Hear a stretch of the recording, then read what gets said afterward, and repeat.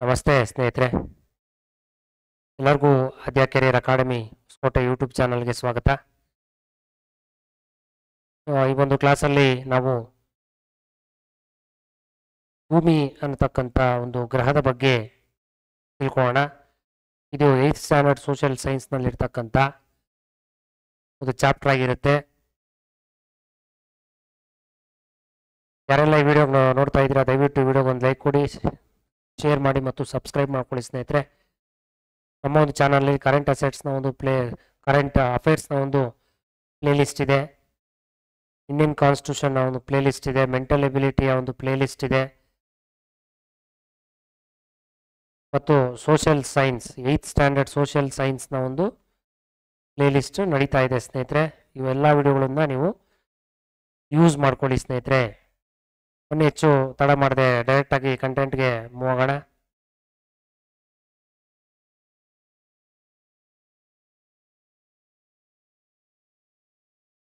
ನೋಡಿ, ಇದು ಜಿಯಾಗ್ರಫಿ, ಭೂಗೋಳಶಾಸ್ತ್ರ, ಅಧ್ಯಾಯ 11. ಓಕೆನಾ? ಭೂಮಿ ಅಂತಕ್ಕಂಥದ್ದು ನಿಮಗೆಲ್ಲ ಗೊತ್ತಿದೆ.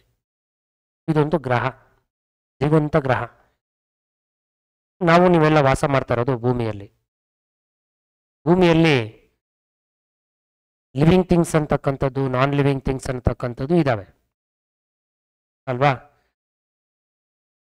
ಭೂಮಿಯಲ್ಲಿ ಯಾವೆಲ್ಲ ಜೀವರಾಶಿಗಳು ಜೀವಂತವಾಗಿ ಮತ್ತು ನಿರ್ಜೀವಂತವಾಗಿ ಇದ್ದಾವೆ ಆ ಎಲ್ಲವನ್ನೂ ನಾವು ಗಮನಿಸ್ಕೊಂಡ್ರೆ ಭೂಮಿ ಅಂತಕ್ಕಂಥದ್ದು ಒಂದು ವಿಶಿಷ್ಟ ಅದ್ಭುತವಾದಂತಹ ವರ ಅಂತಾನೆ ಹೇಳ್ಬೋದು. ದೇವರು ನಮಗೆ ನೀಡಿದಂತಹ ಒಂದು ವರ ಅಲ್ವಾ? ದೇವರು ಕೊಟ್ಟಿರ್ತಕ್ಕಂಥ ಒಂದು ವರ ಸ್ನೇಹಿತರೆ. ಇದು ಈ ವರವನ್ನು ನಾವು ಸದುಪಯೋಗ ಪಡಿಸ್ಕೋಬೇಕು. ಯಾವುದೇ ರೀತಿಯಾಗಿಯೂ ನಾವು ಈ ನಮ್ಮ ಭೂಮಿಗೆ ಹಾನಿ ಉಂಟಾಗುವಂತಹ ಯಾವುದೇ ಚಟುವಟಿಕೆಗಳನ್ನು ನಾವು ಮಾಡಬಾರ್ದು. ಅದು ನಿಮ್ಮೆಲ್ಲರಿಗೂ ಗೊತ್ತಿರ್ತಕ್ಕಂಥ ವಿಷಯ. ಇನ್ನು ಭೂಮಿ ಬಗ್ಗೆ ನಾವು ನೋಡೋದಾದರೆ, ಭೂಮಿ ಅಂತಕ್ಕಂಥದ್ದು ಒಂದು ಜೀವಂತ ಗ್ರಹ ಆಗಿದೆ ಸ್ನೇಹಿತರೆ.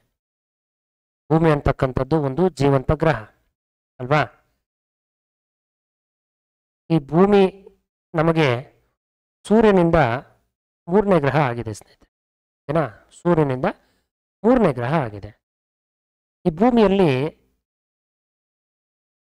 ಜೀವಿಗಳು ಮಾತ್ರನೇ, ಅಂದರೆ ಈ ಜೀವಿಗಳು ವಾಸ ಮಾಡ್ತಕ್ಕಂಥ ಯೋಗ್ಯ ಆಗಿರ್ತಕ್ಕಂಥ ಒಂದು ಸ್ಥಳ ಅಂತಂದರೆ ಭೂಮಿನೇ. ಓವರಾಲ್ ಒಂದು ನಮ್ಮ ಸೋಲಾರ್ ಸಿಸ್ಟಮಲ್ಲಿ ಭೂಮಿಯಲ್ಲಿ ಮಾತ್ರನೇ ನಾವು ವಾಸ ಮಾಡೋದಕ್ಕೆ ಸಾಧ್ಯ. ಬೇರೆ ಗ್ರಹದಲ್ಲೆಲ್ಲ ನಾವು ವಾಸ ಮಾಡೋಕ್ಕಾಗಲ್ಲ. ಏನಾ? ಯಾಕೆ ಆಗಲ್ಲ ಅಂತಂದರೆ, ಭೂಮಿ ನೋಡಿ ನಮಗೆ ಉತ್ತಮ ಒಂದು ವಾತಾವರಣ, ಒಂದು ಅನುಕೂಲಕರವಾದಂತಹ ಒಂದು ವಾತಾವರಣ, ಒಂದು ಉತ್ತಮವಾದಂತಹ ಗಾಳಿ, ಆಮ್ಲಜನಕ ಅನ್ನತಕ್ಕಂಥದ್ದು ನಮಗೆ ಪೂರೈಕೆ ಮಾಡುತ್ತೆ. ನಮಗೆ ಭೂಮಿ ಅಂತಕ್ಕಂಥ ಒಂದು ಗ್ರಹದಲ್ಲಿ ಸಿಗುತ್ತೆ. ನೋಡಿ, ಭೂಮಿ ಎಲ್ಲ ಬಗೆಯ ಜೀವಿಗಳಿಗೆ ವಾಸಸ್ಥಾನ ಆಗಿದೆ. ಹೌದು ಅಲ್ವಾ? ಸಸ್ಯ, ಪ್ರಾಣಿ, ಮಾನವ ಜೀವಿಗಳು ಎಲ್ಲವನ್ನೂ ಕೂಡ ಭೂಮಿಯಲ್ಲಿದ್ದಾವೆ. ಇದಕ್ಕೆ ಕಾರಣ ಏನಪ್ಪ ಅಂತಂದ್ರೆ, ನಾವು ಇಲ್ಲಿ ಯೋಗ್ಯವಾಗಿ ವಾಸ ಮಾಡ್ಬೋದು. ಯಾಕೆ ಕಾರಣ ಅಂತಂದ್ರೆ, ಸೂರ್ಯ ಮತ್ತು ಭೂಮಿಯಲ್ಲಿರ್ತಕ್ಕಂಥ ನಡುವಿನ ದೂರ ಅಷ್ಟೊಂದು ದೂರ ಇದೆ. ಭೂಮಿಗೆ ಸೂರ್ಯಗೆ ಲೆಕ್ಕ ಹಾಕೊಂಡ್ರೆ ತುಂಬ ಗಜಾಂತರ ವ್ಯತ್ಯಾಸ, ತುಂಬಾ ದೂರ ಇದೆ. ಮತ್ತು ಉಷ್ಣಾಂಶ ಕೂಡ ಇಲ್ಲಿ ಭೂಮಿಯಲ್ಲಿ ಅನುಕೂಲಕರವಾಗಿದೆ. ಅನಿಲಗಳು ನಮಗೆ ಹೇರಳವಾಗಿ ಸಿಗ್ತಾ ಇದೆ. ವಾತಾವರಣ ತುಂಬ ಚೆನ್ನಾಗಿದೆ. ಜಲಚಕ್ರಗಳು ಕೂಡ ತುಂಬ ಅದ್ಭುತವಾಗಿ ಇರ್ತಕ್ಕಂಥ ಒಂದು ಸ್ಥಳ ಅಥವಾ ಗ್ರಹ. ಭೂಮಿಯನ್ನು ನಾವು ಜೀವಂತ ಗ್ರಹ, ವಿಶಿಷ್ಟ ಗ್ರಹ, ಜಲಾವೃತ ಗ್ರಹ, ನೀಲಿ ಗ್ರಹ ಅಂತ ಕೂಡ ಕರಿತೀವಿ. ಇನ್ನು ಭೂಮಿ ವಿಚಾರಕ್ಕೆ ಬಂದಾಗ, ಇದು 5ನೇ ದೊಡ್ಡ ಗ್ರಹ. ಓವರಾಲ್ ಸೂರ್ಯನ ಒಂದು ಪರಿವಾರದಲ್ಲಿ 5ನೇ ಗ್ರಹ ಆಗಿದೆ ಭೂಮಿ ಅಂತಕ್ಕಂಥದ್ದು. ಚಂದ್ರನಿಗಿಂತ 4 ಪಟ್ಟು ದೊಡ್ಡದಾಗಿದೆ ನಮ್ಮ ಭೂಮಿ. ಸೂರ್ಯನಿಗಿಂತ 107 ಪಟ್ಟು ಚಿಕ್ಕದಾಗಿದೆ. ಅಂದರೆ ಅಷ್ಟು ದೊಡ್ಡದಾಗಿದೆ ಸೂರ್ಯ ಅಂತ ಅರ್ಥ. ಏನಾ? ಸೂರ್ಯ ತುಂಬ ದೊಡ್ಡದಾಗಿದೆ ಸ್ನೇಹಿತರೆ. ಭೂಮಿ ಹುಟ್ಟು ಒಂದು ಭೌಗೋಳಿಕ ಕ್ಷೇತ್ರ ಎಷ್ಟಿದೆ ಅಂತಪ್ಪ? 510 ದಶಲಕ್ಷ ಚದರ ಕಿಲೋಮೀಟ್ರು. ಅದರಲ್ಲಿ 510ರಲ್ಲಿ 361 ಇದೆಯಲ್ಲ, ಅಷ್ಟು ನೀರು ತುಂಬಿಕೊಂಡಿದೆ ಸ್ನೇಹಿತರೆ ನಮ್ಮ ಭೂಮಿಯಲ್ಲಿ. ಸಾರಿ, 361 ದಶಲಕ್ಷ ಚದರ ಕಿಲೋಮೀಟರ್, 361 ದಶಲಕ್ಷ ಚದರ ಕಿಲೋಮೀಟರ್ ಅಂದರೆ 70.78% ಅಷ್ಟು ನೀರಿದೆ. ಇನ್ನು ಉಳಿದ 149 ದಶಲಕ್ಷ ಚದರ ಕಿಲೋಮೀಟರ್ನಷ್ಟು ಭೂಭಾಗ ಇದೆ, ಅಂದರೆ 29.22%. ಮತ್ತು ಭೂಮಿಗೆ ಮತ್ತು ಜಲರಾಶಿಗಳಿಗೆ ಇರ್ತಕ್ಕಂಥ ಒಂದು ರೇಷಿಯೋ ಏನಪ್ಪ ಅಂತಂದರೆ 1:2:43 ಅಂತ, ಸಾರಿ 1:2.43 ಅಂತ. 1ರಷ್ಟು ಭೂಭಾಗ ಇದೆ. ಇನ್ನು ಅಂದರೆ 1ರಷ್ಟು ನಾವು ವಾಸಿಸುವಂತಹ ಒಂದು ಯೋಗ್ಯವಾದಂತಹ ಭೂಮಿ. ಇನ್ನು 2.43ರಷ್ಟು ಜಲರಾಶಿಗಳೇ ಹೊಂದಿದೆ, ಅಂದರೆ ನೀರು ಏನೋ ಅಷ್ಟು ನೀರಿದೆ, ಭೂಮಿಗಿಂತ ನೀರೇ ಜಾಸ್ತಿ ಇದೆ. ಅದಾದಮೇಲೆ ಭೂಮಿನ ನಾವು ಭೂಮಿ ಆಕಾರ ಅಂತ ಕರಿತೀವಿ. ಇದು ಯಾವ ಆಕಾರ ಇದೆ? ಭೂಮಿ ಆಕಾರ ಇದೆ, ಅಥವಾ ಜಿಯಾಡ್ ಆಕಾರದಲ್ಲೂ ಇದೆ. ಭೂಮಿ ಆಕಾರ ಅಥವಾ ಜಿಯಾಡ್ ಆಕಾರ ಹೇಗೆ ನೋಡಿ, ಧ್ರುವಗಳ ಬಳಿ ಸ್ವಲ್ಪ ಚಪ್ಪಟೆಯಾಗಿದ್ದು ಸಮಭಾಜಕದ ಬಳಿ ಉಬ್ಬಿದಂತಿದೆ ನೋಡಿ. ಈ ರೀತಿ ಇಲ್ಲಿ ಚಪ್ಪಟೆ ಈ ರೀತಿ ಹೀಗಿದೆ ಸ್ನೇಹಿತರೆ, ಚಪ್ಪಟೆ ಇಲ್ಲಿ ಚಪ್ಪಟೆ ಇದೆ, ಇಲ್ಲಿ ಉಬ್ಬಿಕೊಂಡಿದೆ ಸ್ನೇಹಿತರೆ. ಈ ಧ್ರುವಗಳ ಬಳಿ ಚಪ್ಪಟೆಯಾಗಿದ್ದು ಸಮಭಾಜಕದ ಬಳಿ ಉಬ್ಬಿಕೊಂಡಿದೆ, ಇಲ್ಲಿ ಉಬ್ಬಿಕೊಂಡಿದೆ ಸ್ನೇಹಿತರೆ, ಏನಾ. ಭೂಮಿಯ ಸಮಭಾಜಕ ವೃತ್ತದ ವ್ಯಾಸ ಎಷ್ಟಿದೆ ಅಂತಂದ್ರೆ 12,756 ಕಿಲೋಮೀಟರ್. ಮತ್ತು ಧ್ರುವೀಯ ವ್ಯಾಸ ಎಷ್ಟಿದೆ ಅಂತಂದ್ರೆ 12,714. ಡಿಫ್ರೆನ್ಸ್ ಇಲ್ಲಿ 42 ಕಿಲೋಮೀಟರ್ ಡಿಫ್ರೆನ್ಸ್ ಇರುತ್ತೆ. ಯಾಕೆ ಅಂತಂದ್ರೆ ಇಲ್ಲಿ ಚಪ್ಪಟೆ ಆಕಾರದಲ್ಲಿದೆ, ಇಲ್ಲಿ ಚಪ್ಪಟೆ ಆಕಾರದಲ್ಲಿದೆ, ಏನಾ. ಇದು ನಮಗೆ ಡಿಫ್ರೆನ್ಸ್ ಎಷ್ಟು ಸಿಗುತ್ತಪ್ಪ ಅಂತಂದ್ರೆ ಈ ಒಂದು ಸಮಭಾಜಕ ಒಂದು ವ್ಯಾಸ ಎಷ್ಟಿದೆ ಅಂತ 12,756. ಈ ಧ್ರುವೀಯ ಒಂದು ವ್ಯಾಸ ಎಷ್ಟಿದೆ ಅಂತಂದ್ರೆ 12,714. ನಮಗೆ ಡಿಫ್ರೆನ್ಸ್ 42 ಕಿಲೋಮೀಟರ್ ಸಿಗುತ್ತೆ. ಯಾಕೆ? ಇದು ಜಿಯಾಡ್ ಆಕಾರದಲ್ಲಿದೆ ಸ್ನೇಹಿತರೆ, ಅದಕ್ಕೆ ನಮಗೆ ಡಿಫ್ರೆನ್ಸ್ ಕಾಣಿಸುತ್ತೆ. 42 ಕಿಲೋಮೀಟರ್ಸ್ ಡಿಫ್ರೆನ್ಸ್ ಇದೆ. ಮತ್ತೆ ಭೂಮಿಯಲ್ಲಿನ ಭೂಭಾಗಗಳನ್ನ ಖಂಡ ಅಂತ ಕರಿತೇವೆ. ಓವರಾಲ್ ಆಗಿ ನಮಗೆ ನಮ್ಮ ಭೂಮಿಯಲ್ಲಿ 7 ಖಂಡಗಳನ್ನಾಗಿ ನಾವು ಡಿವೈಡ್ ಮಾಡ್ತೀವಿ. ಏಷ್ಯಾ ಆಗಿರ್ಬೋದು, ಆಫ್ರಿಕಾ ಆಗಿರ್ಬೋದು, ಉತ್ತರ ಅಮೆರಿಕಾ ಆಗಿರ್ಬೋದು, ದಕ್ಷಿಣ ಅಮೆರಿಕಾ ಆಗಿರ್ಬೋದು, ಅಂಟಾರ್ಟಿಕಾ ಆಗಿರ್ಬೋದು, ಯುರೋಪ್ ಆಗಿರ್ಬೋದು, ಆಸ್ಟ್ರೇಲಿಯಾ, ಇವೆಲ್ಲ ಕೂಡ ಒಂದು 7 ಖಂಡಗಳು, ಕಾಂಟಿನೆಂಟ್ಸ್ ಅಂತ ಹೇಳ್ತೀವಿ. 7 ಖಂಡಗಳು ನಮ್ಮ ಒಂದು ಭೂಮಿಯಲ್ಲಿ ಇರ್ತಕ್ಕಂಥದ್ದು, ಪ್ರಪಂಚದಲ್ಲಿರ್ತಕ್ಕಂಥ ಒಂದು 7 ಖಂಡಗಳು. ಮತ್ತೆ ಏಷ್ಯಾ ಅಂತಕ್ಕಂಥ ಒಂದು ದೇಶ ಅತಿ ದೊಡ್ಡ ಖಂಡವಾಗಿದೆ. ಆಸ್ಟ್ರೇಲಿಯಾ ತುಂಬ ಚಿಕ್ಕದಾಗಿರ್ತಕ್ಕಂಥ ಒಂದು ಖಂಡವಾಗಿದೆ. ಏಷ್ಯಾ ದೊಡ್ಡದು, ಎಲ್ಲದಕ್ಕಿಂತ ಚಿಕ್ಕ ಖಂಡ ಯಾವುದು? ಆಸ್ಟ್ರೇಲಿಯಾ. ಭೂಮಿಯ ಮೇಲಿನ ವಿಸ್ತಾರವಾದ ಜಲರಾಶಿಯನ್ನು ಮಹಾಸಾಗರ ಅಂತ ಕರಿತೀವಿ. ಸಾಗರ ಸಮುದ್ರ ಡಿಫರೆನ್ಸ್ ಗೊತ್ತಿಲ್ಲ ನಿಮಗೆ. ಸಮುದ್ರ ಚಿಕ್ಕದು, ಸಾಗರ ತುಂಬಾ ದೊಡ್ಡದು. ಭೂಮಿಯ ಮೇಲಿನ ವಿಸ್ತಾರವಾದ ಜಲರಾಶಿ, ತುಂಬಾ ನೀರು, ಹೆಚ್ಚು ನೀರು ಪ್ರದೇಶಗಳನ್ನ ನಾವು ಏನಂತ ಕರಿತೀವಿ? ಮಹಾಸಾಗರ ಅಂತ ಕರಿತೀವಿ. ಅದರಲ್ಲಿ 4 ಇದಾವೆ ಸ್ನೇಹಿತರೆ. ಒಂದು ಪೆಸಿಫಿಕ್ ಸಾಗರ, ಅಟ್ಲಾಂಟಿಕ್ ಸಾಗರ, ಹಿಂದೂ ಮಹಾಸಾಗರ, ಆರ್ಕ್ಟಿಕ್ ಸಾಗರ. ಇದರಲ್ಲಿ ಪೆಸಿಫಿಕ್ ಸಾಗರ ತುಂಬಾ ದೊಡ್ಡದು ಮತ್ತೆ ಆಳ ಇರ್ತಕ್ಕಂಥದ್ದು. ಮತ್ತೆ ಆರ್ಕ್ಟಿಕ್ ಸಾಗರವು ಅಂತಕ್ಕಂಥದ್ದು ತುಂಬಾ ಚಿಕ್ಕದು ಮತ್ತೆ ಕಡಿಮೆ ಆಳ ಹೊಂದಿದೆ. ಇದು ಏನಾ, ತುಂಬಾ ಚಿಕ್ಕದು ಮತ್ತೆ ಕಡಿಮೆ ಆಳ ಹೊಂದಿದೆ ಸ್ನೇಹಿತರೆ. ಮತ್ತೆ ಭೂ ಮತ್ತು ಜಲರಾಶಿಗಳು ಉತ್ತರ ಗೋಳಾರ್ಧ ಮತ್ತು ದಕ್ಷಿಣ ಗೋಳಾರ್ಧದಲ್ಲಿ ಸಮನಾಗಿ ಹಂಚಿಕೆಯಾಗಿಲ್ಲ. ಯಾಕಪ್ಪ ಅಂತಂದ್ರೆ ನೋಡಿ, 60% ಅಷ್ಟು ಭೂಮಿ ಇದೆ ಇಲ್ಲಿ ಉತ್ತರ ಗೋಳಾರ್ಧದಲ್ಲಿ, ಅಂದ್ರೆ ಮೇಲೆ. ಇಲ್ಲಿ ಒಂದು ಎಕ್ಸಾಂಪಲ್ ತೋರಿಸ್ತಾ ಇದ್ದೀನಿ. ಜಸ್ಟ್ ಅಸ್ಯೂಮ್ ಇದೊಂದು ಭೂಮಿ ಅಂತ ಅನ್ಕೊಳ್ಳಿ. ಇಲ್ಲಿ ಈ ಮೇಲ್ಭಾಗದಲ್ಲಿ ಉತ್ತರಾರ್ಧ ಅಂತಂದ್ರೆ ಇಲ್ಲಿ ಈ ಮೇಲ್ಭಾಗದಲ್ಲಿ ಭೂಮಿ ಅಂತಕ್ಕಂಥದ್ದ ಒಂದು ಭೂಭಾಗ ಎಷ್ಟಿದೆ ಅಂತಂದ್ರೆ 60 ಭಾಗದಷ್ಟು ಭೂಭಾಗ ಇದೆ ಸ್ನೇಹಿತರೆ. ಓಕೆನಾ?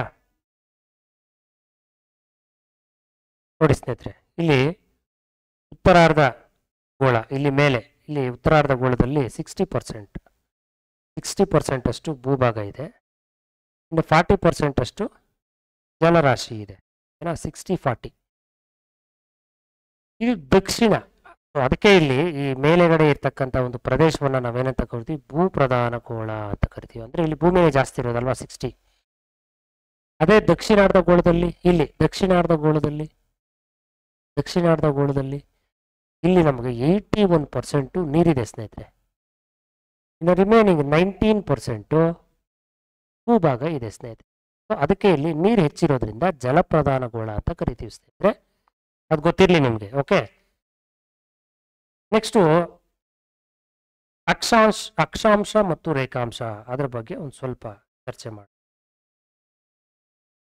ಅಕ್ಷಾಂಶ ಮತ್ತು ರೇಖಾಂಶ ಅದ್ರ ಬಗ್ಗೆ ಒಂದು ಸ್ವಲ್ಪ ಚರ್ಚೆ ಮಾಡೋಣ. ಇಲ್ಲಿ ಮೊದಲನೇದಾಗಿ ಅಕ್ಷಾಂಶ ಅಂತಕ್ಕಂಥದ್ದು ಭೂಮಿ ಅಂತಕ್ಕಂಥದ್ದು ಒಂದು ಗೋಳಾಕಾರವಾಗಿದೆ. ಆದ್ದರಿಂದ ಮೇಲಿನ ದಿಕ್ಕುಗಳನ್ನ ನಾವು ಹಾಗೂ ಎರಡು ಸ್ಥಳಗಳ ಒಂದು ನಡುವಿನ ಅಂತರವನ್ನು ಗುರುತಿಸುವುದು ಕಠಿಣ. ಯಾಕೆ ಅಂತಂದ್ರೆ ನೋಡಿ, ಒಂದು ಸ್ಥಳದ ನಿರ್ದಿಷ್ಟ ಸ್ಥಾನ, ಸನ್ನಿವೇಶ ಮತ್ತೆ ಅದರ ದಿಕ್ಕುಗಳನ್ನು ಅರಿಯೋದಕ್ಕೆ ನಾವೇನು ಮಾಡಿದ್ದೀವಿ, ಇಲ್ಲಿ ಗೆಸ್ ಲೈನ್ಸ್ ಅಂತ ಹೇಳ್ತೀವಿ ನಾವು. ಇದನ್ನ ನಾವು ಕಾಲ್ಪನಿಕ ರೇಖಾಜಾಲ ವ್ಯವಸ್ಥೆಯಲ್ಲಿರ್ತಕ್ಕಂಥ ಒಂದು ನಕ್ಷೆಯನ್ನು ಬಿಡಿಸಿದೆ. ಅಂದರೆ ಊಹೆ, ಕರೆಕ್ಟಾಗಿ ಎಕ್ಸಾಕ್ಟಾಗಿ ನಾವು ಹಾಕಿಲ್ಲ, ಜಸ್ಟ್ ಒಂದು ಗೆಸ್ ಅಷ್ಟೇ. ಅದು ಗೆಸ್ ಲೈನ್ಸು, ಗೋಳದ ಮೇಲೆ ಊಹಾ ರೇಖೆಗಳನ್ನು ನಾವು ತಿಳ್ಕೊಂಡಿದ್ದೀವಿ. ಓಕೆ, ಈ ಊಹಾ ರೇಖೆಗಳನ್ನೇ ನಾವು ಅದು ಪೂರ್ವವಾಗಿ ಉತ್ತರದ ದಕ್ಷಿಣವಾಗಿ, ಪೂರ್ವ ಪಶ್ಚಿಮ ಮತ್ತು ಉತ್ತರ ದಕ್ಷಿಣ ಆಗಿ ಎಳೆದಿದ್ದೀವಿ. ಹೀಗೆ ಈ ರೀತಿ ಎಳೆದಿದ್ದೀವಿ. ಇದನ್ನೇ ನಾವು ಅಕ್ಷಾಂಶಗಳು, ರೇಖಾಂಶಗಳು ಅಂತ ಕರಿತೀವಿ. ಏನ ಈ ಅಕ್ಷಾಂಶ ಅಂತಂದ್ರೆ ನೋಡಿ, ಇಲ್ಲಿ ಈ ರೀತಿ ಬರುತ್ತೆ, ಪೂರ್ವ ಪಶ್ಚಿಮ ರೀತಿ ಬರುತ್ತೆ ಅಕ್ಷಾಂಶ ಮತ್ತು ಅಕ್ಷಾಂಶ ಅಂದ್ರೆ ಈ ರೀತಿ ಬರುತ್ತೆ. ರೇಖಾಂಶ ಅಂದ್ರೆ ಈ ರೀತಿ ಲೈನ್ಸ್ ಬರುತ್ತೆ ಸ್ನೇಹಿತರೆ, ಲೈನ್ಸ್ ಬರುತ್ತೆ. ಇದನ್ನ ರೇಖಾಂಶ ಅಂತ ಕರಿತೀವಿ, ಇದನ್ನ ಅಕ್ಷಾಂಶ ಅಂತ ಕರಿತೀವಿ. ಗೊತ್ತಿರಲಿ ಅದು. ಇದು ಲ್ಯಾಟಿಟ್ಯೂಡ್ಸು, ಇಂಗ್ಲೀಷಲ್ಲಿ ಲ್ಯಾಟಿಟ್ಯೂಡ್ಸು. ಇದು ಲಾಂಗಿಟ್ಯೂಡ್ಸ್ ಅಂತ ಕರಿತೀವಿ ಸ್ನೇಹಿತರೆ. ಓಕೆ,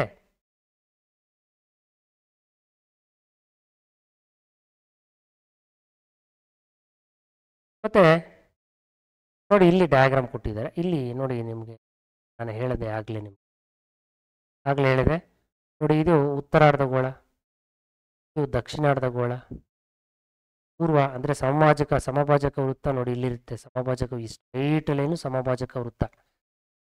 ಇಲ್ಲಿ ಸ್ಟ್ರೈಟ್ ಲೈನು ಸಮಭಾಜಕ ವೃತ್ತ ಬರುತ್ತೆ ನಮ್ಗೆ. ಓಕೆ,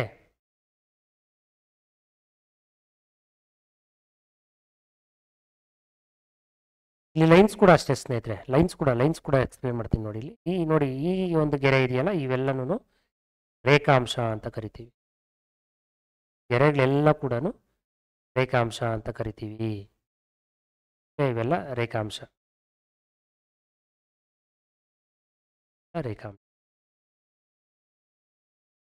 ಮತ್ತೆ ಈ ರೀತಿ ಬರ್ತಕ್ಕಂಥ ಲೈನ್ಸ್ ಎಲ್ಲನೂ ಅಕ್ಷಾಂಶ. ನೋಡಿ ಈ ಗೆರೆಗಳೆಲ್ಲ ಅಕ್ಷಾಂಶ. ಪೂರ್ವದಿಂದ ಪಶ್ಚಿಮ, ಪಶ್ಚಿಮದಿಂದ ಪೂರ್ವ ಹೋಗುತ್ತೆ ನೋಡಿ ಈ ಗೆರೆಗಳೆಲ್ಲ, ಈ ಲೈನ್ಸ್ ಎಲ್ಲನೂ ಅಕ್ಷಾಂಶ.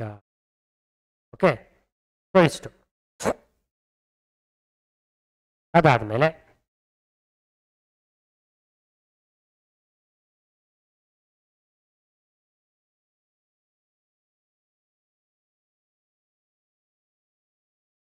ಅಕ್ಷಾಂಶಗಳು.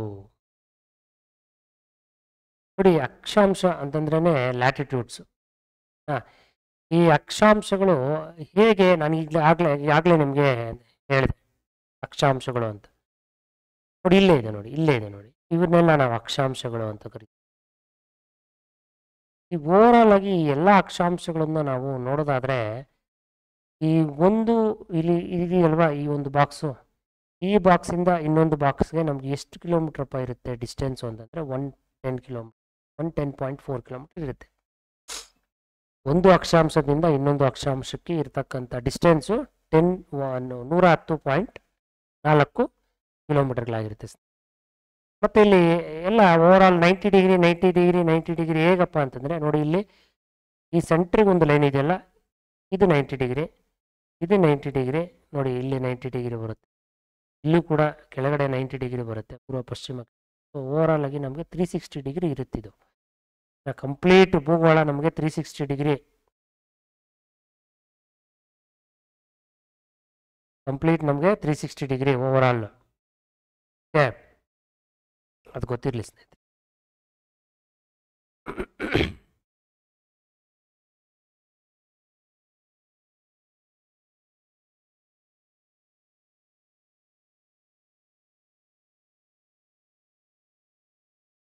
ಮತ್ತೆ ಇಲ್ಲಿ 0 ಅಕ್ಷಾಂಶ ಅಂತಿದೆ, ಅಂದರೆ ಸಮಭಾಜಕ ವೃತ್ತ ಅಥವಾ ಮಹಾವೃತ್ತ ಅಂತ. ಎಲ್ಲಿ 0 ಇದೆಯೋ ಅದು ಸಮಭಾಜಕ ವೃತ್ತದ ಒಂದು ಸರ್ಕಲ್ಲು. ಏನಾ, ಈ 23.5 ಡಿಗ್ರಿ ಉತ್ತರ ಅಕ್ಷಾಂಶ ಮೇಲೆ ಸ್ನೇಹಿತರೆ, ಈ ಮೇಲೆಗಡೆ ಇರ್ತಕ್ಕಂಥದ್ದು 23.5 ಡಿಗ್ರಿ ಉತ್ತರ ಅಕ್ಷಾಂಶ ಬರುತ್ತೆ. ಮತ್ತು 23.5 ದಕ್ಷಿಣ ಅಕ್ಷಾಂಶ ಬರುತ್ತೆ. ಇಲ್ಲಿ ಕೆಳಗಡೆ ಇಲ್ಲಿ 23.5 ದಕ್ಷಿಣ ಅಕ್ಷಾಂಶ ಬರುತ್ತೆ. ಏನಾ, ಮತ್ತು ಇಲ್ಲಿ 66.5 ಯಾವುದಪ್ಪ ಅಂತಂದರೆ ಇಲ್ಲಿಂದ ಇಲ್ಲಿ ತನಕ 66.5, ಇಲ್ಲಿಂದ ಇಲ್ಲಿ ತನಕ 66.5. ಎರಡೂ ಸೇರಿಕೊಂಡ್ರೆ ಇದು 90 ಡಿಗ್ರಿ ಇರುತ್ತೆ, ಇದು 90 ಡಿಗ್ರಿ ಇರುತ್ತೆ. ಓವರ್ ಆಲ್ ಇದು 90 ಡಿಗ್ರಿ, ಇಲ್ಲಿಂದ ಇಲ್ಲಿಗೆ 90 ಡಿಗ್ರಿ. ಓಕೆನಾ. ಮತ್ತು ಉತ್ತರ ಧ್ರುವ, ದಕ್ಷಿಣ ಧ್ರುವ, ದಕ್ಷಿಣ ಅಕ್ಷಾಂಶ, ಉತ್ತರ ಅಕ್ಷಾಂಶ ಎಲ್ಲ ನಾನು ಹೇಳಿದ್ನಲ್ಲ ಸ್ನೇಹಿತರೆ, ಇದು 90 ಡಿಗ್ರಿ 90 ಡಿಗ್ರಿ, ಇಲ್ಲೂ 90 ಡಿಗ್ರಿ 90. ಓವರ್ ಆಲ್ ಆಗಿ 4 ಸೇರಿಕೊಂಡ್ರೆ 94 36 360 ಡಿಗ್ರಿ ಇರುತ್ತೆ. ಏನಾ, ಇದು ಒಂದು ಜಸ್ಟ್ ಒಂದು ಗೆಸ್ ಮಾಡಿ ಹಾಕಿರ್ತಕ್ಕಂಥ ಎಳೆದಿರ್ತಕ್ಕಂಥ ಗೆರೆಗಳು ಸ್ನೇಹಿತರೆ. ಗೆಸ್ ಮಾಡಿ ಎಳೆದಿರ್ತಕ್ಕಂಥ ಗೆರೆಗಳು.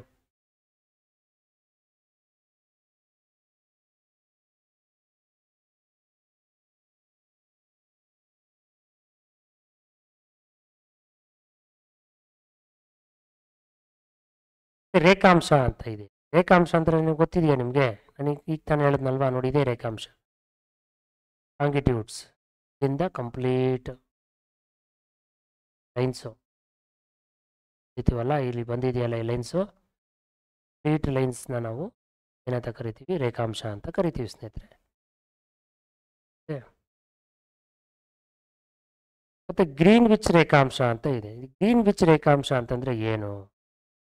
ಗ್ರೀನ್ ವಿಚ್ ರೇಖಾಂಶ ಅಂತಂದ್ರೆ ಇದು 0 ಡಿಗ್ರಿಯಲ್ಲಿರುತ್ತೆ. ಎಲ್ಲಿದೆ ಅಂತಂದ್ರೆ ಇಂಗ್ಲೆಂಡಲ್ಲಿದೆ ಸ್ನೇಹಿತರೆ. ಇದು ಬರಿಬೇಡಿ, ಗ್ರೀನ್ ವಿಚ್ ರೇಖಾಂಶ ಎಲ್ಲಿದೆ ಅಂತಂದ್ರೆ ಇಂಗ್ಲೆಂಡಲ್ಲಿದೆ. ಇಂಗ್ಲೆಂಡಲ್ಲಿ ಸೆಂಟ್ರ್ ವರ್ಲ್ಡ್ಗೆ ಸೆಂಟ್ರು ಅಂತೇಳಿ ಅಲ್ಲಿಗೆ ಮಾರ್ಕ್ ಮಾಡಿದ್ದಾರೆ. ಇಂಗ್ಲೆಂಡಲ್ಲಿ ಸೆಂಟ್ರ್ ಪಾಯಿಂಟ್ ಅದು ಅಂತ, ಸೆಂಟ್ರ್ ಪ್ಲೇಸ್ ಅಂತ ಅಲ್ಲಿಗೆ ಮಾರ್ಕ್ ಮಾಡಿದ್ದಾರೆ. ಮತ್ತೆ ಗೋಳದ ಮೇಲೆ ರೇಖಾಂಶಗಳು ಅರ್ಧವೃತ್ತಗಳ ಶ್ರೇಣಿಗಳಂತೆ ಕಂಡು ಬರುತ್ತವೆ. ಗೋಳದ ಮೇಲೆ ಇರ್ತಕ್ಕಂಥ ರೇಖಾಂಶಗಳು ಇಲ್ಲಿ ಎಳೆದಿದೆಯಲ್ಲ, ರೇಖಾಂಶಗಳು ಅರ್ಧ ವೃತ್ತ, ಹಾಫ್ ಸರ್ಕಲ್ ಅಂತೇಳಿ ನಮಗೆ ಗೊತ್ತಾಗುತ್ತೆ, ಅಲ್ಲಿ ಕಂಡು ಬರುತ್ತೆ ಡಯಾಗ್ರಾಮ್ ನೋಡಿದಾಗ. ಇವು ಉತ್ತರ ಮತ್ತು ದಕ್ಷಿಣ ಧ್ರುವಗಳಿಂದ ಸಮಭಾಜಕ ವೃತ್ತದ ಮೂಲಕ ಹಾದು ಹೋಗುತ್ತೆ. ಹೌದು, ಸೆಂಟ್ರಲ್ ಇದೆಯಲ್ಲ, ಅದು ಹೇಳಿದ್ನಲ್ಲ ಸೆಂಟ್ರು, ಆ ಸೆಂಟ್ರ್ ಮೂಲಕನೇ ಇದು ಹಾದು ಹೋಗೋದು ಸ್ನೇಹಿತರೆ. ಸೆಂಟ್ರ್ ಮೂಲಕ ಹಾದೋಗುತ್ತೆ, ಸೆಂಟ್ರ್ ಮೂಲಕ ಹಾದೋಗುತ್ತೆ ಅಂತ. ಸೆಂಟ್ರ್ ಮೂಲಕ ಹೋದಾಗ ಎಲ್ಲ ರೇಖಾಂಶಗಳ ಒಂದು ಉದ್ದ ಸೇಮ್ ಆಗಿರುತ್ತೆ. ಆ ರೇಖಾಂಶಗಳನ್ನ ಮಧ್ಯಾಹ್ನ ಅಥವಾ ಮೆರಿಡಿಯನ್ ಅಂತ ಕರಿತೀವಿ. ಮೆರಿಡಿಯನ್ ಅಂದ್ರೆ ಏನು? ಮಧ್ಯದ ಒಂದು ದಿನ ಅಂತ. ಮೆರಿ ಅಂದ್ರೆ ಮಧ್ಯ, ಡಿಯನ್ ಅಂದ್ರೆ ಡೇ, ದಿನ ಅಂತ. ಏಕೆಂದ್ರೆ ಇಲ್ಲಿ ಒಂದು ರೇಖಾಂಶದ ಉದ್ದಕ್ಕೂ ಎಲ್ಲ ಸ್ಥಳಗಳಲ್ಲೂ ಒಂದೇ ಸಮಯ ಮಧ್ಯಾಹ್ನ ಆಗಿರುತ್ತೆ. ಸೆಂಟ್ರ್ ಯಾಕಪ್ಪ ಅಂತಂದ್ರೆ ಸೂರ್ಯನ ಕಿರಣಗಳು ನೇರವಾಗಿ ಬೀಳ್ತಾ ಇರುತ್ತೆ, ಲಂಬವಾಗಿರುತ್ತೆ. ನೇರವಾಗಿ ಎಲ್ಲಾ ಕಡೆ ಎಲ್ಲಾ ಸ್ಥಳದಲ್ಲೂ ನೇರವಾಗಿ ಬಿದ್ದರೆ ಅಲ್ಲಿ ಒಂದು ಸೇಮ್ ಟೈಮ್ ಇರುತ್ತೆ, 12 ಗಂಟೆನೇ ಇರುತ್ತೆ, ಸೇಮ್ ಟೈಮ್ ಇರುತ್ತೆ ಸ್ನೇಹಿತರೆ. ಓಕೆ, ಒಂದೇ ಸಮಯ ಇರುತ್ತೆ ಅಲ್ಲಿ.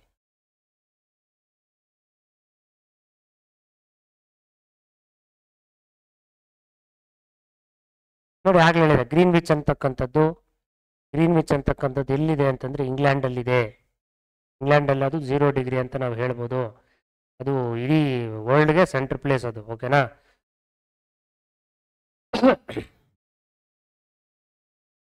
ಮತ್ತೆ 180 ಡಿಗ್ರಿ ರೇಖಾಂಶದವರೆಗೆ ಈ ವಲಯವನ್ನು ಪೂರ್ವಾರ್ಧಗೋಳ, ಮತ್ತೆ ಇನ್ನೊಂದು 180 ಡಿಗ್ರಿನ ನಾವು ಪಶ್ಚಿಮಾರ್ಧಗೋಳ. 180 ಎಷ್ಟಪ್ಪ? 180 + 180 360. ಸೊ ಈ ರೀತಿ ನಾವು ಹೇಳ್ಬೋದು ಸ್ನೇಹಿತರೆ. ಮತ್ತೆ ಇಲ್ಲಿ ಈ ಒಂದು ರೇಖಾಂಶಗಳ ಒಂದು ನಡುವೆ ಇರ್ತಕ್ಕಂಥ ಒಂದು ಗ್ಯಾಪ್, ಡಿಸ್ಟೆನ್ಸ್ ಎಷ್ಟಪ್ಪ ಅಂತಂದ್ರೆ, ಇಲ್ಲಿ ರೇಖಾಂಶಗಳಿದೆಯಲ್ವಾ, ಈ ಒಂದು ರೇಖಾಂಶ ಇದಕ್ಕೆ ಡಿಸ್ಟೆನ್ಸ್ ಎಷ್ಟಪ್ಪ ಇರುತ್ತೆ ಅಂತಂದ್ರೆ 111 ಕಿಲೋಮೀಟರ್ ಇದೆ. 111 ಕಿಲೋಮೀಟರ್ ಇರುತ್ತೆ ಡಿಸ್ಟೆನ್ಸ್. ಓಕೆನಾ, ಅದು ಗೊತ್ತಿರಲಿ. ಮತ್ತು ರೇಖಾಂಶ ಮತ್ತು ವೇಳೆ ಇದ್ರ ಬಗ್ಗೆ ನೋಡೋದಾದರೆ, ನಾನು ಹೇಳಿದಾಗೆ ನಿಮಗೆ 360 ಡಿಗ್ರಿ ಇರುತ್ತೆ ಓವರ್ ಆಲ್ ಕಂಪ್ಲೀಟ್ ಒಂದು ಅವರು ಎಳೆದಿರ್ತಕ್ಕಂಥ ಕಂಪ್ಲೀಟು ಈ ಪ್ರಪಂಚದ ಒಂದು ಕಾಲ್ಪನಿಕ ರೇಖೆ 360 ಡಿಗ್ರಿ ಇರುತ್ತೆ. ಇಡೀ ಪ್ರಪಂಚ 360 ಡಿಗ್ರಿ ಇರುತ್ತೆ. ಅದರಲ್ಲಿ ನಮಗೆ 1 ಅವರ್ ಸೂರ್ಯ ಒಂದು ರೌಂಡ್ ಹಾಕೋದಕ್ಕೆ ಅಥವಾ ಭೂಮಿ ಒಂದು ರೌಂಡ್ ಹಾಕೋದು 1 ಅವರ್ ಆಗುತ್ತೆ. ಭೂಮಿ ಒಂದು ಸುತ್ತು ತಿರುಗೋದಕ್ಕೆ ಒನ್ ಡೇ ಆಗುತ್ತೆ. ಹೇಗೆ ಅದನ್ನು ಮೆಜರ್ಮೆಂಟ್ ಮಾಡಿದ್ದಾರೆ? ಈಗ ನಾನು ಹೇಳಿದ್ನಲ್ವಾ, ರೇಖಾಂಶ ಇರ್ತಕ್ಕಂಥ ಒಂದು, ಈಗ ನೋಡಿ ಇಲ್ಲಿ ಬರ್ತೀನಿ, ಇಲ್ಲಿ ರೇಖಾಂಶ ಇದ್ದರೆ ಈ ಒಂದು ಜಾಗವನ್ನು 4 ಮಿನಿಟ್ಸ್ ಅಂತ ಅಂದ್ಕೊಂಡ್ರೆ, ಒಂದು ರೇಖಾಂಶಗೆ 4 ಮಿನಿಟ್ಸ್ ಅಂತ ಅಂದ್ಕೊಂಡ್ರೆ ಟೋಟಲ್ ನಮಗೆ 360 ರೇಖಾಂಶಗಳಿದಾವಲ್ವಾ, ಈ 360 ಇಂಟು 4 ಮಾಡಿದ್ರೆ 1440 ಬರುತ್ತೆ. 1440ಯಲ್ಲಿ ನಾವು ಎಷ್ಟು ಅವರ್ಗಳು ಅಂತ ತಿಳ್ಕೊಳ್ಳೋದಕ್ಕೆ ಮಿನಿಟ್ಸಿಂದ ಡಿವೈಡ್ ಮಾಡಿದಾಗ ನಮಗೆ 24 ಅವರ್ಸ್ ಬರುತ್ತೆ. ಅಲ್ಲಿಗೆ ಒಂದಿನ ಅಂತ ಮಾಡಿದ್ದಾರೆ ಲೆಕ್ಕ. ಓಕೆನಾ, ಟೋಟಲ್ ಒಂದು ಭೂಮಿ ಒಂದು ಸುತ್ತೋದಕ್ಕೆ ನಮಗೆ ಟೋಟಲ್ ಆಗಿ ಒಂದು ದಿನ ಆಗುತ್ತೆ ಸ್ನೇಹಿತರೆ.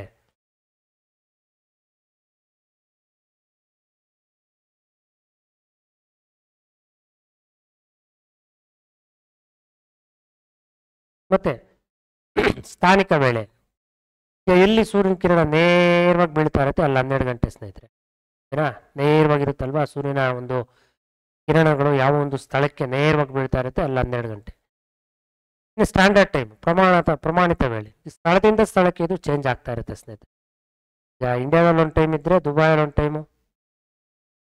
ಟೈಮು, ಚೈನಾದಲ್ಲಿ ಒಂದು ಟೈಮು, ಅಮೇರಿಕಾದಲ್ಲಿ ಒಂದು ಟೈಮ್, ಈ ರೀತಿ ಸ್ಥಳದಿಂದ ಸ್ಥಳಕ್ಕೆ ಚೇಂಜ್ ಆಗ್ತಾ ಇರುತ್ತೆ. ಇದನ್ನೇ ನಾವು ಸ್ಟ್ಯಾಂಡರ್ಡ್ ಟೈಮ್ ಅಂತ ಕರಿತೀವಿ. ಆ ದೇಶಗಳಿಗೆ ಅವರವರು ಒಂದು ಸ್ಟ್ಯಾಂಡರ್ಡ್ ಟೈಮ್ನ ಫಿಕ್ಸ್ ಮಾಡ್ಕೊಂಡಿದ್ದಾರೆ. ಸೂರ್ಯನ ಒಂದು ಬೆಳಕನ್ನು ಆಧರಿಸಿ ಟೈಮ್ನ ಫಿಕ್ಸ್ ಮಾಡ್ಕೊಂಡಿದ್ದಾರೆ. ಈಗ ನಮ್ಮ ಭಾರತಕ್ಕೆ ಬಂತಂದರೆ ಈಗ 82.5 ಡಿಗ್ರಿ ಏನಂತ ಅನ್ಕೊಂಡಿದ್ದೀವಿ, ಪೂರ್ವ ರೇಖಾಂಶವನ್ನು ದೇಶದ ಮಧ್ಯದ ರೇಖಾಂಶ ಅಂತ ನಾವು ಕನ್ಸಿಡರ್ ಮಾಡ್ತೀವಿ. ಅದೆಷ್ಟಪ್ಪ ಅಂತಂದರೆ 82.5 ಡಿಗ್ರಿ. ಎಕ್ಸಾಮಲ್ಲಿ ಕೇಳ್ಬೋದು, 82.5 ಡಿಗ್ರಿ ನಮ್ಮ ಒಂದು ಭಾರತದ ಪೂರ್ವ ರೇಖಾಂಶ, ಒಂದು ಮಧ್ಯ ರೇಖಾಂಶ ಅಂತ ಹೇಳ್ಬೋದು ನಾವು. ಇದು ಎಲ್ಲಪ್ಪ ಕಾಣಿಸುತ್ತೆ ಅಂತಂದರೆ ಮಧ್ಯ ದೇಶದ ಒಂದು ಪ್ರಯಾಗ್ ರಾಜ್ಯ. ಓಕೆನಾ, ಮಧ್ಯಪ್ರದೇಶ ಅಂತೀನಿ, ಉತ್ತರ ಪ್ರದೇಶದ ಪ್ರಯಾಗ್ ಅಂತಕ್ಕಂಥ ಪ್ರಯಾಜನ್ ಅಂತಕ್ಕಂಥ ಒಂದು ನಗರದಲ್ಲಿ ಈ ಒಂದು ರೇಖೆ ಹಾದು ಹೋಗುತ್ತೆ. ಓಕೆನಾ, ಇದು ಭಾರತ ಇಲ್ಲಿದೆ ಅಂದ್ಕೊಂಡ್ರೆ ನಾವಿಲ್ಲಿ ಮ್ಯಾಪ್ ಬಿಡಿಸ್ಕೊಂಡ್ರೆ, ಎಷ್ಟು ಎಕ್ಸಾಂಪಲ್ ಕೊಡ್ತಾ ಇದ್ದೀನಿ ಸ್ನೇಹಿತರೆ. ಭಾರತ ಇಲ್ಲಿದೆ ಅಂತಂದರೆ ಈ ಒಂದು ರೇಖೆ ಇದೆಯಲ್ಲ, ಸೆಂಟ್ರ್ ರೇಖೆ, ಈ ಸೆಂಟ್ರ್ ರೇಖೆ ಯಾವ ಒಂದು ಪ್ಲೇಸಲ್ಲಿ ಸೆಂಟ್ರಾಗಿ ಹಾದು ಹೋಗುತ್ತೆ ಅಂತಂದರೆ ಉತ್ತರ ಪ್ರದೇಶದ, ನೋಡಿ ಇಲ್ಲಿದೆ, ಉತ್ತರ ಪ್ರದೇಶದ ಒಂದು ಪ್ರಯಾಗ್ ನಗರದಲ್ಲಿ ಹಾದು ಹೋಗುತ್ತೆ ಸ್ನೇಹಿತರೆ. ಅದು ಗೊತ್ತಿರಲಿ.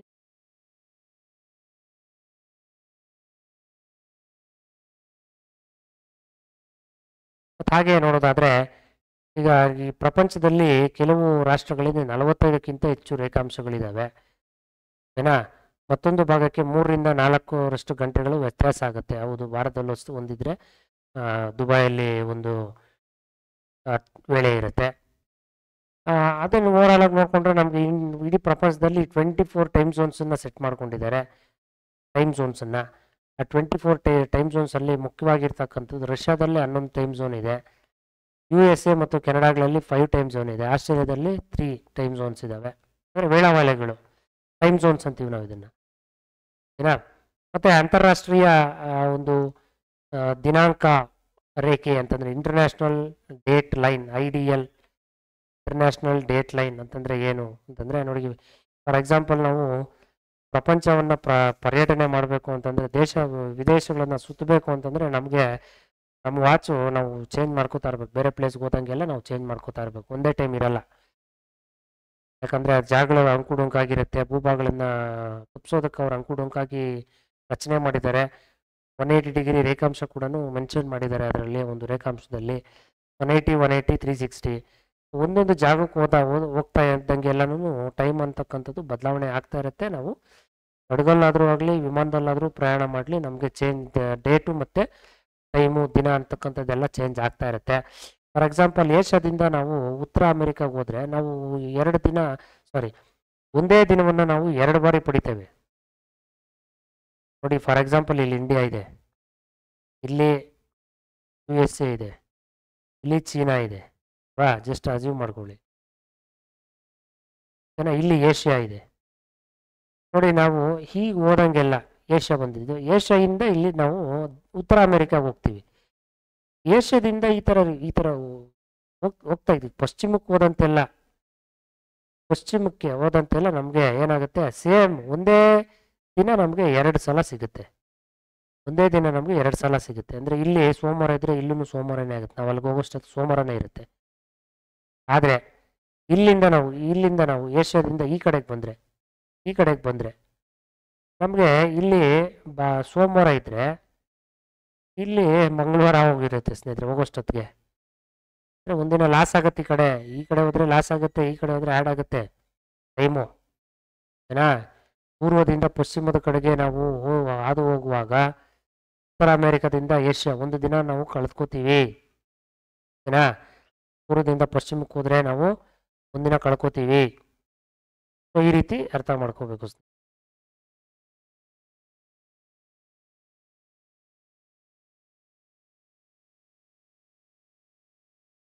ಓವರಾಲ್ ಒಂದೇ ಏನಪ್ಪ ಅಂತಂದರೆ, ಈಗ ಭಾರತ ಅಂತಂದರೆ ನಾವು ಈ ಕಡೆ ಹೋದರೆ ಟೈಮು ನಮಗೆ ಲೆಸ್ ಆಗುತ್ತೆ, ಅಷ್ಟೇ ಇರುತ್ತೆ. ಅಲ್ಲಿ ಈ ಕಡೆ ಹೋದರೆ ಟೈಮ್ ಮುಂದೆ ಹೋಗ್ಬಿಟ್ಟಿರುತ್ತೆ. ಇದು ಇಂಡಿಯಾ ಅನ್ಕೊಳ್ಳಿ. ಚೈನಾಗೆ ಹೋದರೆ ಇದು ಮುಂದೆ ಹೋಗ್ತಾ ಇರುತ್ತೆ ಟೈಮು, ನಮಗಿಂತ ಮುಂದೆ ಇರುತ್ತೆ ಟೈಮ್. ಇಲ್ಲಿ ನಮಗಿಂತ ಹಿಂದೆ ಇರುತ್ತೆ ಟೈಮು.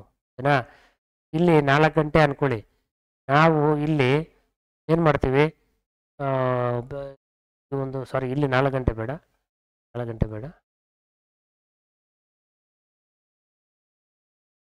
ಇಲ್ಲಿ ನಾವು 4 ಗಂಟೆಗೆ ಬಿಟ್ಟಿರ್ತೀವಿ. ಇಲ್ಲಿ ನಾವು ದುಬೈ ಹೋಗಿ ಸೇರಿಕೊಂಡ್ರೆ ಇಲ್ಲಿ 4 ಗಂಟೆನೇ ಆಗಿರುತ್ತೆ. ಅಲ್ಲಿ ಅಷ್ಟೇ ಇರುತ್ತೆ ಟೈಮು. ಅಂದರೆ ಈ ಒಂದು ಕಾಲಮಾನ ಏನಿದೆ ಅದು ನಮಗೆ ಈ ಕಡೆ ಹೋಗ್ತಾ ನಮಗೆ ಟೈಮು ಕಳ್ಕೊಂಡ್ಬಿಡ್ತೀವಿ ನಾವು. ಈ ಕಡೆ ಹೋಗ್ತಾ ಟೈಮ್ ಇನ್ನೂ ಮುಂದೆ ಹೋಗ್ತಾ ಇರುತ್ತೆ, ಇನ್ನೂ ಜಾಸ್ತಿ ಆಗಿಬಿಟ್ಟಿರುತ್ತೆ. ಅರ್ಥ ಮಾಡ್ಕೋಬೇಕು ನೀವು. ದೇಶ ಸುತ್ತಿದ್ರೇ ಗೊತ್ತಾಗೋದು, ಗೊತ್ತಾಗಲ್ಲ. ಇನ್ನು ಇಲ್ಲಿ ನೋಡಿ, ನಮಗೆ ಒಂದು ಡಯಾಗ್ರಾಮ್ ಕೊಟ್ಟಿದ್ದಾರೆ. ಡಯಾಗ್ರಾಮ್ ಒಂದ್ಸಲ ನೋಡ್ಕೊಳ್ಳಿ. ಇಲ್ಲಿ ಭಾರತ ಇದೆ, ಚೀನಾ ಇದೆ, ಈ ಥರ ಮೇಲೆ ರಷ್ಯಾ ಇದೆ, ಯುರೋಪ್ ಕಂಟ್ರಿಗಳಿದ್ದಾವೆ, ಇಲ್ಲಿ ಆಫ್ರಿಕಾ ಇದೆ. ನೋಡಿ, ಇಂಗ್ಲೆಂಡ್ ಗ್ರೀನ್ವಿಚ್ ಅಂದರೆ ಇಲ್ಲೇ ಸೆಂಟ್ರ್ ಇಲ್ಲಿ ಕೊಟ್ಬಿಟ್ಟಿದ್ದಾರೆ ಅವರು. ಇಲ್ಲಿ ದಿಸ್ ಇಸ್ ದ ಗ್ರೀನ್ವಿಚ್ ಅನ್ನತಕ್ಕಂಥದ್ದು ಇದು ಗೊತ್ತಿರಲಿ. ಸೊ ಈ ಒಂದು ಕ್ಲಾಸಲ್ಲಿ ಫಿಲ್ ಇನ್ ದ ಬ್ಲ್ಯಾಂಕ್ಸ್ ನೋಡೋಣ. ಭೂಮಿಯ ಒಂದು ಒಟ್ಟು ಭೌಗೋಳಿಕ ಒಂದು ಕ್ಷೇತ್ರ ಎಷ್ಟಿದೆ ಅಂತಂದರೆ 510 ದಶಲಕ್ಷ ಚದರ ಕಿಲೋಮೀಟರ್. 510 ದಶಲಕ್ಷ. ಭೂಮಿಯು ಡ್ಯಾಶ್ ಆಕಾರದಲ್ಲಿದೆ. ಸ್ನೇಹಿತರೆ, ಆಕಾರದಲ್ಲಿದೆ. ಭೂಮಿಯ ಸಮಭಾಜಕ ವೃತ್ತ ಮತ್ತು ಧ್ರುವ ಪ್ರದೇಶಗಳ ವ್ಯಾಸವು 2756, 12714. ನಾನು ಹೇಳಿದ್ನಲ್ಲ 42 ಕಿಲೋಮೀಟರ್ ಡಿಫ್ರೆನ್ಸ್ ಇರುತ್ತೆ ಅಂತ. 23.5 ಉತ್ತರ ಅಕ್ಷಾಂಶವನ್ನು ಏನಂತ ಕರಿತೀವಿ ನಾವು? ಕರ್ಕಾಟಕ ಸಂಕ್ರಾಂತಿ ಸ್ನೇಹಿತರೆ. ಕರ್ಕಾಟಕ ಸಂಕ್ರಾಂತಿ. ಭಾರತದ ಪ್ರಮಾಣ ವೇಳೆಯು ಡ್ಯಾಶ್ ರೇಖೆಯನ್ನು ಆಧರಿಸಿದೆ. IST, Indian standard times. So ಈ ಒಂದು ವಿಡಿಯೋ ನಿಮಗೆ ಲೈಕ್ ಆಗಿದ್ದರೆ ದಯವಿಟ್ಟು ವಿಡಿಯೋಗೊಂದು ಲೈಕ್ ಕೊಡಿ, ಶೇರ್ ಮಾಡಿ, ಮತ್ತು ದಯವಿಟ್ಟು ಸಬ್ಸ್ಕ್ರೈಬ್ ಮಾಡ್ಕೊಳ್ಳಿ ಸ್ನೇಹಿತರೆ. ಮುಂದಿನ ತರಗತಿಯಲ್ಲಿ ಭೇಟಿಯಾಗೋಣ. ಥ್ಯಾಂಕ್ ಯು, ಮತ್ತು ಬಾಯ್.